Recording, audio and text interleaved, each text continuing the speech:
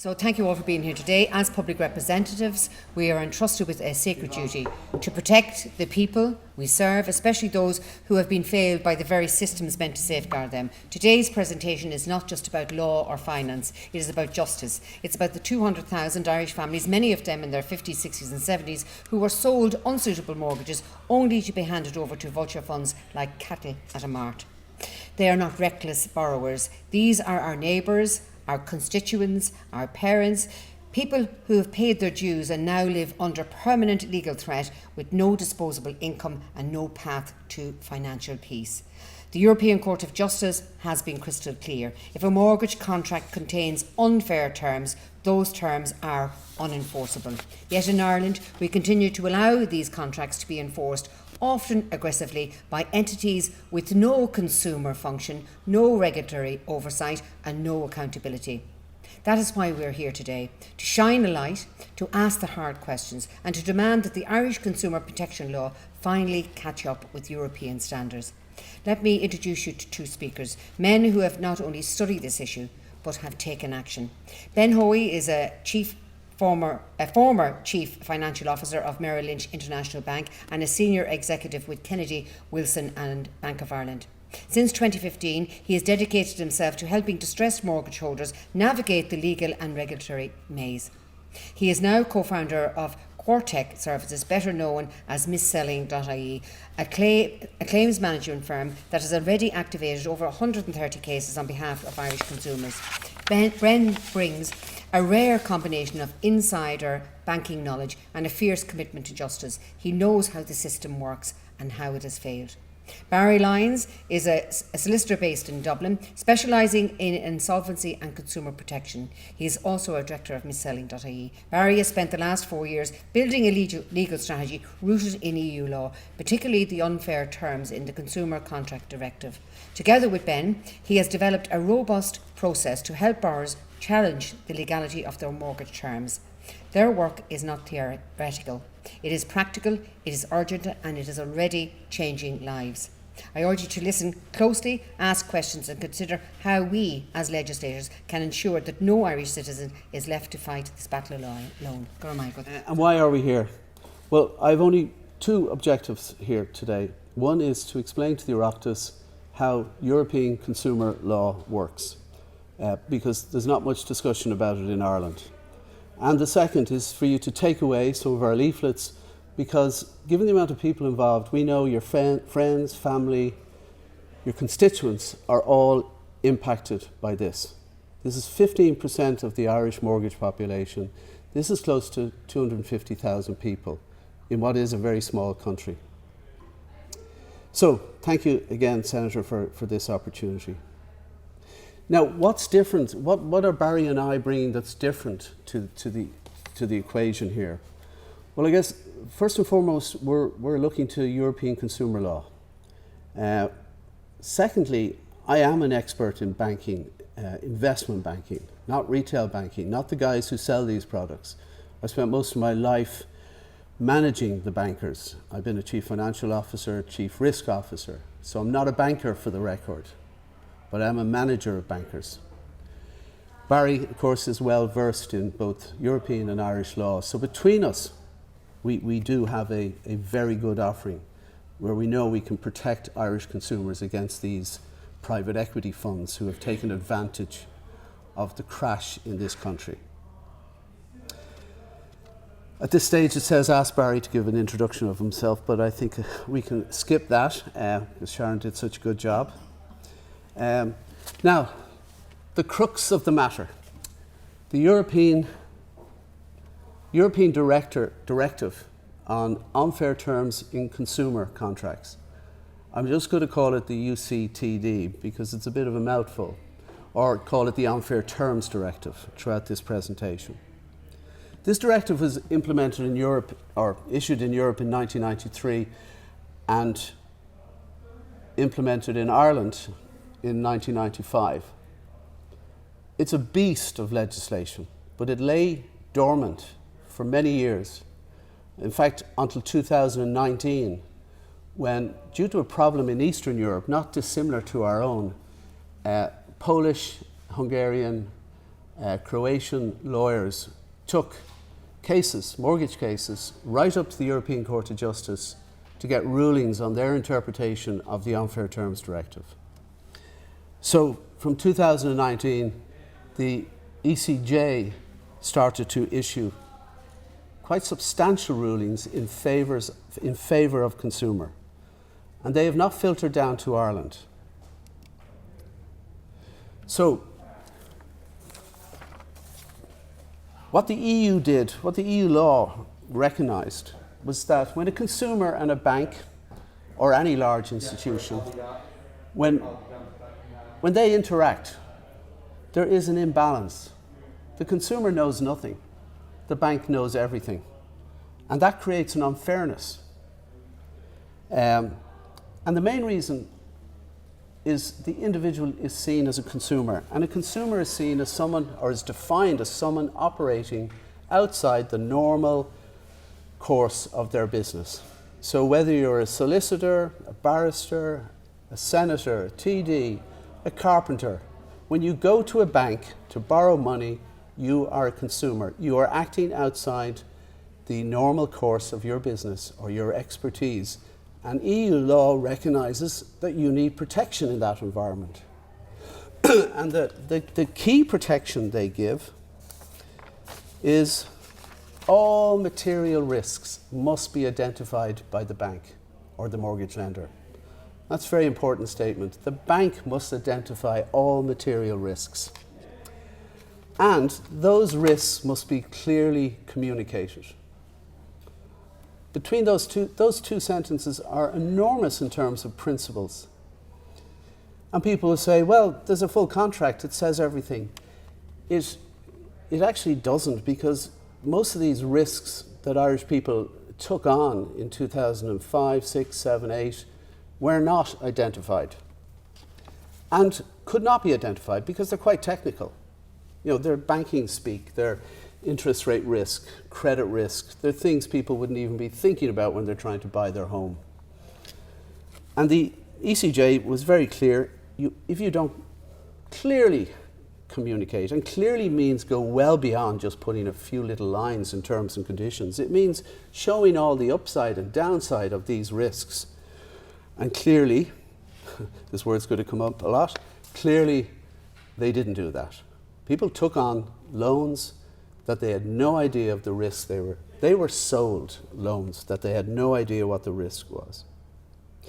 Another very important thing the ECJ has said is that Irish courts, all national courts in Europe, must, by their own motion, investigate unfair terms, even if the consumer does not ask for them. So there is an obligation, and I think some judges have tried. But to try that without expert banking opinion is actually impossible, because the judiciary do not understand the risks we're talking about. Very few people in this country understand the risks we're talking about. These are the risks that are discussed and managed in London, New York, Hong Kong, Tokyo. They are quite subtle. They are this heart of banking and how we price products. So let me step back and actually get into what is an unfair term. So if you think back to banks must clearly identify. So if banks didn't clearly identify, clearly the term isn't in the contract. So by definition, unfair terms cannot be seen. They're not in the contract. There should have been more warnings. They just don't exist. So when people say they've reviewed the loan contract for unfair terms, that means nothing to a true banker. What you have to do is review the entire risk attaching to the loan, all the risks, and then you have a chance of spotting an unfair term. So by definition, unfair terms are missing terms, to put it very simply. Now, and this is not a long speech because there's not a lot to say on this except a few principled matters. What do Barry and I do now that's different? Well, we review every loan contract that people send us for unfair terms. Given what we know about the underwriting of the bank, what the bank's marketing said at the time of the origination, So we go through that whole process, and we construct a complaint then, if they're eligible. We construct a complaint and we send that to the Ombudsman. And beyond, if needs be, we have appealed to the High Court on the Ombudsman's decisions.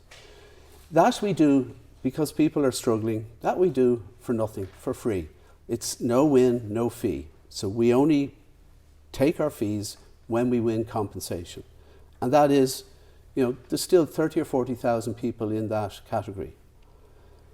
But there's a more pressing or more urgent set of consumers. There's 12,000 mortgages currently in the legal system in Ireland. That's probably 20,000 people directly affected, plus their families. There's another 28,000 mortgages that are in arrears with the Vulture funds. That's over 50,000 people and their families. That's a substantial amount of people who are, in my opinion, in penury. Now I'm just going to pause and just digress into how Vulture funds manage their business of residential mortgages, distressed residential mortgages. Because I read constantly, there's a misunderstanding in Ireland that they take over a mortgage and they manage the mortgage. They don't. They buy a pool of mortgages, and that pool is generating, say, 3% yield, i.e. the consumers within that pool are paying a bit of interest, bit of capital. The bankers don't care whether it's capital or interest. All they care about is cash. So they buy a pool and they're earning 3% on that pool. Now, they go off and fund that in the capital markets at 1.5%. So immediately they've got a profit of 1.5% for the next 20 years. That's a big profit they immediately capitalise. But the next bit is more insidious and despicable. They say to the debt servicers, who a lot of Irish people think are the vultures, but they're just debt servicers, Pepper, Mars, Cabot, BCM Global.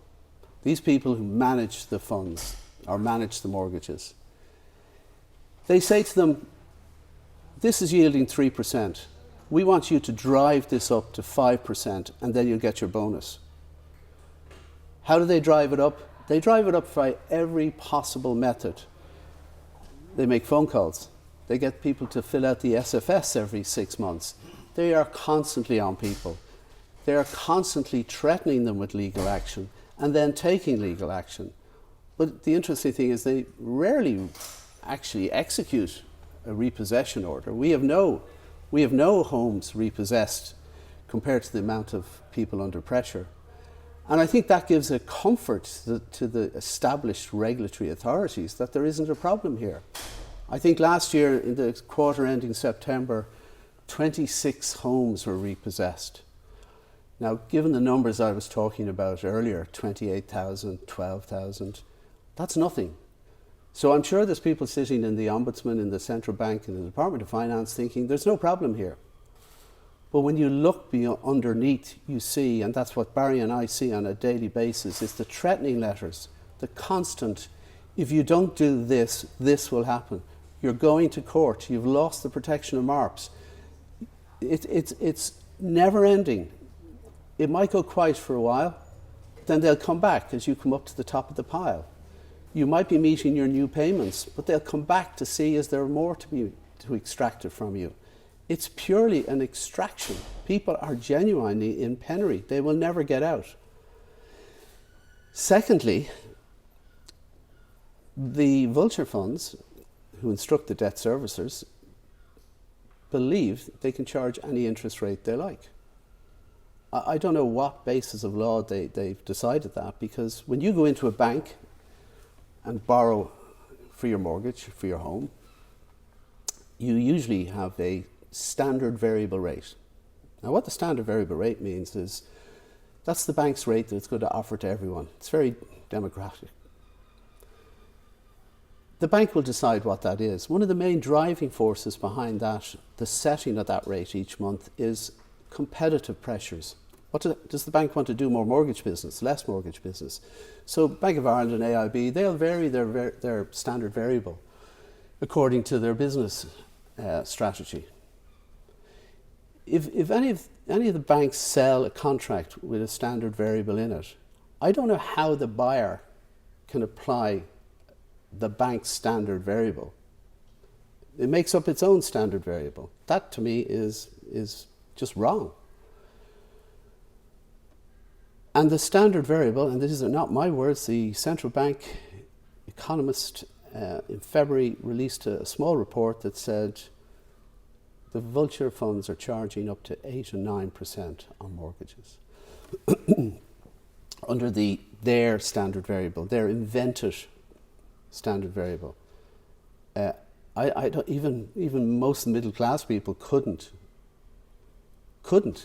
ever pay off their mortgages with 8 or 9%. So what chance have these people? It's absolutely despicable and unfair. And the central bank says it has no authority to interfere. But the offence occurred with the sale. You cannot sell a standard variable. So between these two methods, I hope you get an insight into how abusive the management of 15% of our mortgage holders is. Now I'll go back now. I broke away just to explain how Vulture's... that's why we have our... we don't use phone lines. Barry and I, Misselling, it all has to be by email. A lot of people struggle with that, but we just can't cope with the volumes because we don't have the money. There are so many people waiting to talk to us. So many people a bit unsure of actually filling out our registration form because, you know, they've been here before. They've had people say they're going to help them and they didn't. Took lots of money off them. So we were at the early stages. We launched this new product in February. It's called Legal Protect Gold for €99, including VAT. We offer to make a good complaint, a strong complaint, and in the meantime stop the Vulture taking any action against them in court while that complaint is being assessed by the proper authorities, mainly being the Ombudsman. And we think it's a very good product. And I hope you take our leaflets away and give them to your friends, family, or more your constituency office, where I know loads of people pop in about their distressed mortgages, and they're generally sent to MABs, but MABs don't have the specialist skills to solve this problem. And what is this problem? 118,000 Irish mortgages are now with Vulture funds. Interest rates up to 9%. There's no one looking after their interests because there is a fundamental conflict of interest at the central bank. In the UK, you have the FCA, which looks after consumers, and you have the Bank of England that looks after the strength of banks.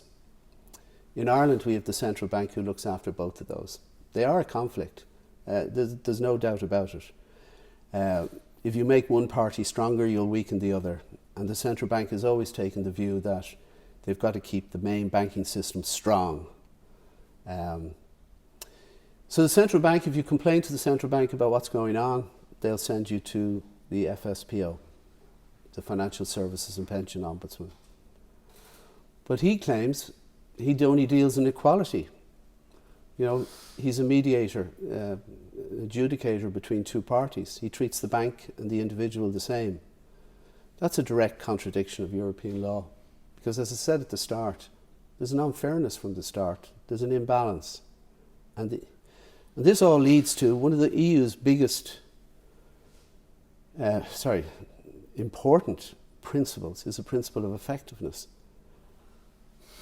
If principle of effectiveness means that consumers should have the same access to justice throughout the European Union. And that is not being applied in Ireland. And that is the real issue. So that's it. There's the beast we talk about. It is there. It is available to help consumers. So I'll just pause if anyone has any questions. Barry, do you want to speak before that?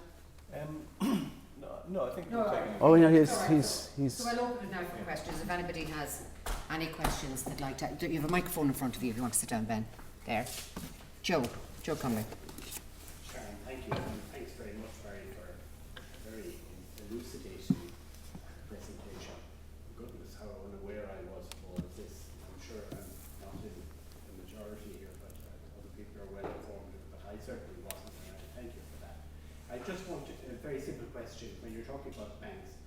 Do you, a number of my constituents would be dealing with home loans that they got through credit unions. Do you operate with credit unions as well as banks, or is there different legislation? We're mainly focused on the mortgages that are now with the Vulture funds. Okay. So there's a 99.9% chance that they were missold. So that's our focus at the moment. But I have seen where credit unions weren't in the business of unsuitable loans, but some of them had outsourced their mortgage activity to a building society, and they might have cut some corners. So But it's small. It's certainly worth checking. All anyone has to do is just register the details at Misselling.ie, and we'll tell them quickly enough within 24 hours. A week. We're getting busy. A week. If there's a problem. Geraldine. Thanks very much, and thanks for Sharon for organising. Very interesting. I've been very familiar with the whole Vulture funds dealing with constituents and stuff. But just out of curiosity, because it seems to be so complex, or I think they've made it complex to suit the whole SAG and stuff, where you have, we'd say, somebody that might be sitting on an asset of, let's say, 350,000, and they might only have arrears of 80 or 90, but Everyday Finance are the Vulture that's involved in that sum, and they want their pound of flesh, they want the full 80,000. But you have somebody that would say, yes, they could sell, but here's the other issue then, there's nowhere to buy with the balances left over, let's say 280,000 left over, where can they go? So is it a case that I could direct this person to the information that you've given today, or what is open to them? At the minute the for sale sign is going to have to go up, because the threatening letters are coming. They're advanced in years, so they don't have their own interest in it. So what do you say to that person? Do you mind me asking? Oh, register the mortgage details. If they have a missed sale, then all bets are off. They need to start a complaint, and It's going on for a long time. Until such time as proceedings issue, the borrower is at liberty of making a complaint to the FSPO, the Financial Services and Pensions Ombudsman. And there's a section in the FSPO Act that says that if there's a complaint active with the FSPO, that any court proceedings must be stayed. So that means that it acts as a protection for the borrower until it goes through that process.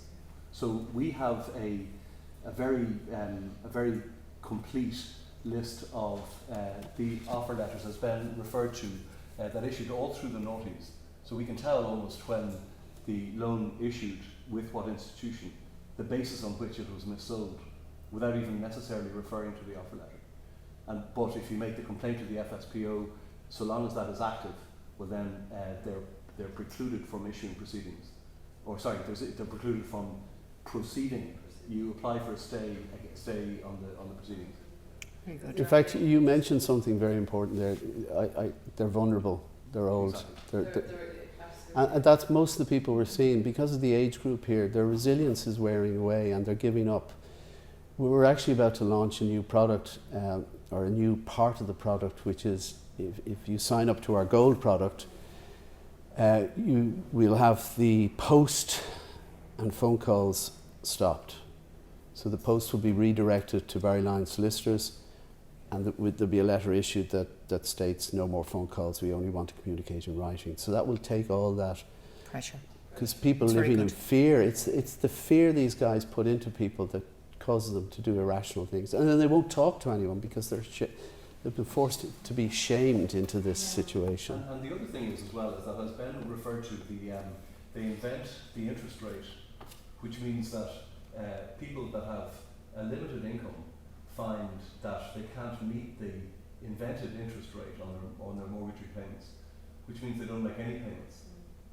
Yeah, they're only an interest only. You know, and so the point is that there's no basis for it. So the complaint survives through the term of the loan, which might be 15, 20, 25 years later.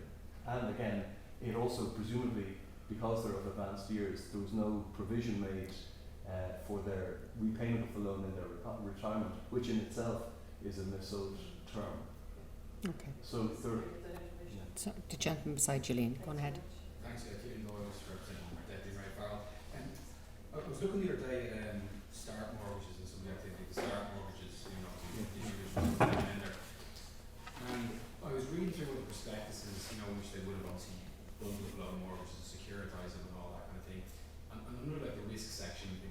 talking about how 38%, almost 40% of the value of the mortgage pool, they can only partially substantiate the income of the borrowers. So I'm wondering, in a situation like that where because we start obviously, like they saw the Lone Star and then on to Mars, but in a situation like that where someone's mortgage has been kind of sold onto a vulture fund, would that have to be declared, say, in the original contract? They'd say, look, your mortgage is at risk of being sold on at some stage. Something like that. No, that's when I defined unfair terms, they're missing effectively. So when the banks and mortgage lenders were making these loans back in the Celtic Tiger days, they never envisaged selling the loans. Some of them did envisage securitizing them, which is a banking structure for funding purposes. And there is clauses in there describe exactly what's going to happen to your loan when it's securitized. All of those clauses say, but we may securitize it, but we will retain interest rate management and arrears management. So that's what should have been in there. You can imagine the clause that should have been in there. In the event of disaster in the future for us, we're going to sell your loan to a bunch of strangers in Houston, Texas, and they can charge you what you like. Now, if you had that term in there, you'd say, I don't think I want to borrow from you guys. That's it in a nutshell. So yeah, you're right. They were missing. That's an unfair term. It's a missale. So all the sales to vulture funds are effectively a missale for the standard variable element alone and the arrears management. The only difference might be where there's a tracker of fixed rate. You can sell a fixed rate. You can sell a rate that's linked to an index that's independent. So is it like a difference because we say an on-balance sheet securitization versus one that actually just completely sold it on to a third party? That if that term isn't there, that we say that becomes then a kind of a missale, I suppose. Yeah. Because if it's not a securitization through the capital markets, it can't be sold, basically. Deputy O'Toole. Thank you very much, Sharon, and I apologise, I came late and I have to go again, so I do apologise. I'll speak with you, Sharon, offline separately. No problem. Something that we can do to amplify. Yep. Thank you for the work that you do. It's invaluable, and I think to get the word out that then the economy of scale piece will become an issue for you. So Yeah. just to say thank you for organising No problem. today as well. Sarah, do you want to? You're happy? Thank you, and I might contact you or just take your leaflet. I have a few cases that I'd like your advice on. But I missed the beginning of your presentation. No problem. Thanks very much for coming. It's a huge problem. It's a massive problem, and I think every single TD and senator should be running information evenings on this particular topic. There's no reason why they shouldn't do it in their own communities. Every independent and every county council in the country should be doing one of these information evenings, letting people know that they have rights and that this company can help them. So that's might be something that I might roll out myself with independents around the country. If other political parties don't take the jump, it'd be great to see other political parties take the jump on it as well. It shouldn't be left to the independents to bring this to the forefront. But it's a really important issue. There's a lot of people suffering out there unnecessarily and at the hands of these unscrupulous vulture funds. So I suppose if there are no other questions, anybody else? Oh, Theo. What would you like to see the state do? Because obviously we're talking here about how we can help individuals, but is there any action you'd like to see the government do? Because I've written extensively about this. I presented a report actually in this room last year about it, and we managed, me and a few others managed to get an amendment into the Finance Act, which was put by Manny McGrath, where he would reclassify special purpose vehicles as investment undertaking, so you would actually be able to deduct tax at the source from SPVs who use credit servicers as intermediaries to enforce conditions and stuff like that. Maybe something like that, or implementing the forbearance directive from the EU. So is there anything like the state itself could do that you would call on them to do? No, everything's there, everything's in place. Yeah. This is about, unfortunately, we have to take legal action. That's the only way to get things changed in this country. It has to be a legal action. The Ombudsman being an alternative dispute resolution, so they're still within the legal process. It's obviously we're a small firm, so we don't have the resources to get this story out to everyone. And also there's an element of, well, who are we? Can you trust these guys? That's important to us to get over that. The second thing is the judiciary. But I know you're totally divorced from the judiciary. But if we could find some ways to alert the judiciary. This is Ed Honohan said to me. He said, Ben, you're so right on this, but who is going to tell the judges?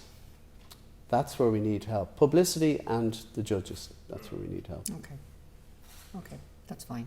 Well, look, thank you very much for coming in today. Thank you for, I suppose, empowering us with the knowledge that you have in relation to this issue. I certainly am going to do something about it. I will be contacting all my links throughout the country today on this and to see if any county councillor in the country would like to run information evenings on this, that you might be able to help their constituency with regards to these missold mortgages. So thank you for coming in today, and thank you for all attending. Thank you.